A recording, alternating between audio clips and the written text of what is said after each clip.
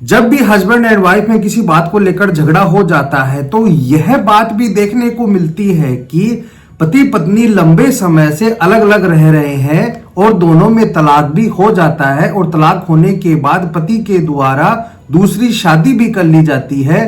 वह देखते हुए पत्नी के द्वारा पति और उसके घर वालों के खिलाफ दहेज की मांग और टॉर्चर करने का आरोप लगाते हुए एक एफआईआर दर्ज करवा दी जाती है। इसी प्रकार का ही एक मामला जम्मू एंड कश्मीर लद्दाख हाईकोर्ट में पहुंचता है और लद्दाख हाईकोर्ट के द्वारा इसमें जबरदस्त जजमेंट दिया गया है। लद्दाख हाईकोर्ट के द्वारा 498 एफआईआर को लेकर क्या जबरदस्त जजमेंट दिया गया है, आप इस वीडियो को अंत तक जरूर देखना, आपको जरूर से इंटरेस्ट आएगा और इसमें शुरू से लेकर और अंत तक हस्बैंड एंड वाइफ में क्या बात हुई थी। तो बने रहे वीडियो के अंत तक।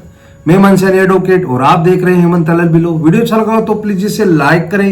अगर आप चाहते हैं कि ऐसे इंटरेस्टिंग वीडियो मैं आपके लिए बनाता रहूं तो प्लीज चैनल को सब्सक्राइब जरूर से कर ले। पहले तो मैं आपको ये बता देता हूं कि इस मामले में क्या हुआ था। इस मामले में ये हुआ था कि पति पत्नी की शादी होती है। शादी के कुछ दिनों के बाद ही दोनों में झगड़ा हो जाता है और झगड़ा होने के बाद पत्नी के द्वारा पति और उसके घर वालों के खिलाफ डोमेस्टिक वायलेंस और मेंटेनेंस का केस कर दिया जाता है। केस करने के बाद पति के द्वारा फैमिली कोर्ट में तलाक याचिका लगाई जाती है और पति को तलाक की डिग्री भी मिल जाती है। जैसे ही तलाक की डिग्री मिलती है तो पति के द्वारा दूसरी शादी भी कर ली जाती है।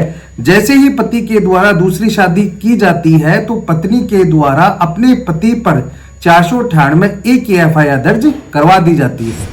जैसे ही एफआईआर दर्ज होती है तो पति के द्वारा जम्मू और कश्मीर लद्दाख हाई कोर्ट में 482 सीआरपीसी के तहत उस एफआईआर को खारिज करवाने के लिए एक क्रिमिनल मिसलिनियस रिट दाखिल की जाती है। जब यह मामला हाई कोर्ट में जाता है तो पति के एडवोकेट के द्वारा यह कहा जाता है कि जब पत्नी ने डोमेस्टिक वायलेंस और मेंटेनेंस का केस किया था तो उसने उन ड्राफ्ट में या उस परिवाद में दहेज की मांग को लेकर कुछ भी नहीं कहा था। जब पति पत्नी के बीच में तलाक हो जाता है और तलाक होने के बाद पति के द्वारा दूसरी शादी कर ली जाती है, उसके बाद पत्नी के द्वारा 498 एआईपीसी के तहत एफआईआर दर्ज करवाई जाती है और उसमें पत्नी दहेज लेने का आरोप लगाती है। अब यहाँ पर देखने की बात यह है कि पत्नी जब डोमेस्टिक वायलेंस का केस करती है तो वहां पर दहेज लेने का आरोप नहीं लगाती है, लेकिन जैसे ही पति दूसरी शादी करता है तो 498 एक की एफआईआर दर्ज करवा देती है और उसमें यह आरोप लगाती है कि पति ने मेरे से दहेज की मांग की और मेरे साथ क्रूरल्टी की। एडवोकेट के द्वारा यहाँ पर यह भी कहा जाता है कि जो 498 एक का कानून है, जो कानून की प्रक्रिया है, उसका दुरुपयोग किया गया है और उस एफआईआर को क्वेश यानी रद्द करने की हाईकोर्ट से प्रेयर की जाती है। और दूसरी तरफ जो स्टेट यानी जो एडवोकेट पत्नी के एडवोकेट थे उनके द्वारा यह कहा जाता है कि विवेचना संपूर्ण हो चुकी है, चार्जशीट भी न्यायालय में पेश होने वाली है और पुलिस को सारे सबूत भी मिल चुके हैं। इस आधार पर जो एफआईआर है उसे क्वेश करने से मना किया जाता है। कहने का मतलब है कि जो पत्नी के एडवोकेट थे, जो सरकारी एडवोकेट थे, उनके द्वारा यह कहा जाता है कि पति के खिलाफ पुलिस को सबूत मिल चुके हैं, इसलिए पति ने जो एफआईआर क्वेश करने की जो प्रेयर की है उसे खारिज किया जाए। यानी कि पत्नी यह चाहती है कि एफआईआर को क्वेश नहीं किया जाए। ये जो मामला था वह था Shakeel ul Rahman versus station officer women police station Anantnag.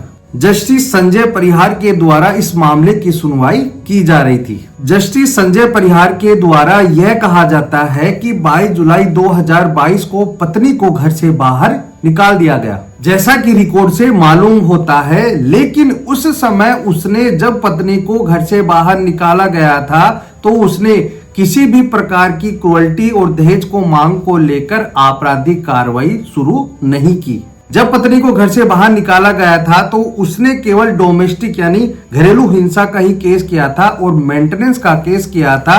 498 एक एफआईआर दर्ज नहीं करवाई थी। पत्नी ने जब मेंटेनेंस और घरेलू हिंसा का केस किया था उसमें सास को लेकर किसी भी प्रकार का आरोप नहीं लगाया था। दहेज की मांग पहली बार 2023 में सामने आई थी, जबकि पति ने 16 मार्च 2023 को दूसरी शादी भी कर ली थी। यानी कि यह बिल्कुल स्पष्ट हो गया है कि जब पति ने दूसरी शादी कर ली उसके बाद यह FIR दर्ज करवाई जाती है और उसमें ही दहेज की मांग का आरोप लगाया जाता है। कोर्ट ने FIR के महत्वपूर्ण पैराग्राफ का जिक्र किया। पैराग्राफ नंबर 7 को पढ़ा गया। कोर्ट ने यह कहा कि पत्नी ने यह स्पष्ट कहा है अपने आरोप में कि मेरे पति ने मेरी सहमति के बिना दूसरी शादी कर ली, इसलिए मैंने यह FIR दर्ज करवाई है। ये बात तो पत्नी ने अपनी FIR में ही कबूल कर लिया कि जब पति ने दूसरी शादी की इसलिए मैंने ये FIR दर्ज करवाई है। यह कथन पूरी तरह से स्पष्ट करता है कि जब पति ने दूसरी शादी की थी उसके बाद ही आपराधिक कार्रवाई शुरू की जाती है। कोर्ट ने आगे यह भी कहा कि पहले दहेज के आरोपों को न उठाना, जब पति ने दूसरी शादी कर ली उसके बाद FIR दर्ज करवाना यानी कि कानूनी कार्रवाई शुरू करना, तो यह स्पष्ट करता है कि पत्नी किसी के उकसावे में थी और पति और उसके घर वालों को सबक सिखाने के लिए FIR दर्ज करवाई थी। सुप्रीम कोर्ट के एक महत्वपूर्ण जजमेंट का हवाला भी दिया जाता है, Dara Lakshmi Narayan versus state of Telangana. दूसरा है हेचडा बनाम उत्तर प्रदेश राज्य। इन दोनों में ही यह कहा जाता है कि बदला लेने के लिए 498A का मिसयूज किया जा रहा है और इस प्रकार से जब पत्नी के द्वारा 498A की FIR दर्ज करवाई जाती है और पति ने जो रिट लगाई थी उस रिट को स्वीकार कर लिया जाता है और इस प्रकार से इन जजमेंट्स का हवाला देते हुए जम्मू एंड कश्मीर लद्दाख हाईकोर्ट के द्वारा उस FIR को क्वेश कर दिया जाता है और पति और उसके घर वालों को रिलीफ दे दी जाती है। आज की वीडियो से हमने यह जाना कि अगर पत्नी उकसावे में और बदला लेने के लिए कोई FIR दर्ज करवा देती है तो उसे हम क्वेश करवा सकते हैं। तो दोस्तों आज के लिए इतना ही। वीडियो अच्छा लगा तो प्लीज इसे लाइक करें। अगर आप चाहते हैं कि ऐसे इंटरेस्टिंग वीडियो मैं आपके लिए बनाता रहूं तो प्लीज चैनल को सब्सक्राइब जरूर से करें और ज्यादा से ज्यादा लोगों को शेयर करें ताकि उन्हें अपने कानून का पता चल सके। जिनकी पत्नियों ने पतियों को परेशान किया है तो यह जजमेंट उनके बहुत ही काम में आने वाला है। तो आज के लिए इतना ही। धन्यवाद।